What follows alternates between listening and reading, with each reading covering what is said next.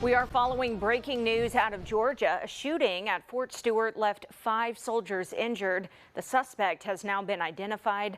The Trump administration is closely monitoring these developments. CBS 42 Washington correspondent Hannah Brandt joins us now live with details about the shooting and the federal response. Hannah.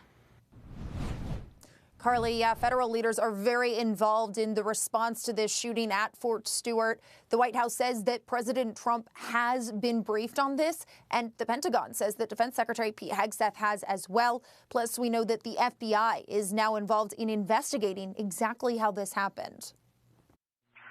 Mag Station 1, mutual aid request for a gunshot wound on Fort Stewart. That's part of the 911 call that went out around 11 a.m. today when Army officials say an active duty sergeant shot 5 fellow soldiers at Fort Stewart military base in Georgia.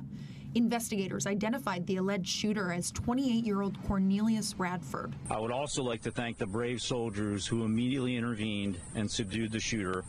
These soldiers, without a doubt, prevented further casualties. Emergency responders treated the 5 injured soldiers on base, then rushed them to a local hospital. We're told they're now stable and expected to fully recover. All of the families of the victims have been notified, and we're wrapping our arms around them.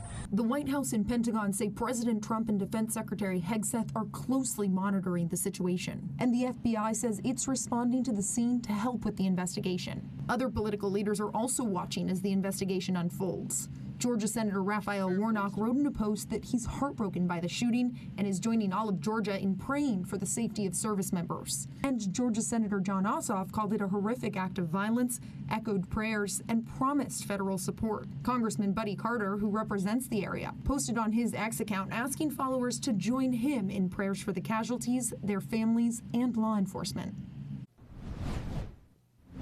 President Trump has a previously scheduled event on his agenda that's supposed to start any minute now. We'll be closely watching that to see if he comments further on this shooting. And investigators do say they're still looking for a motive in this shooting, but they do believe so far that this alleged shooter used a personal handgun in this attack. Live in Washington, I'm Hannah Brandt. Hannah, as they continue their investigation, what else do we know about the suspected shooter right now?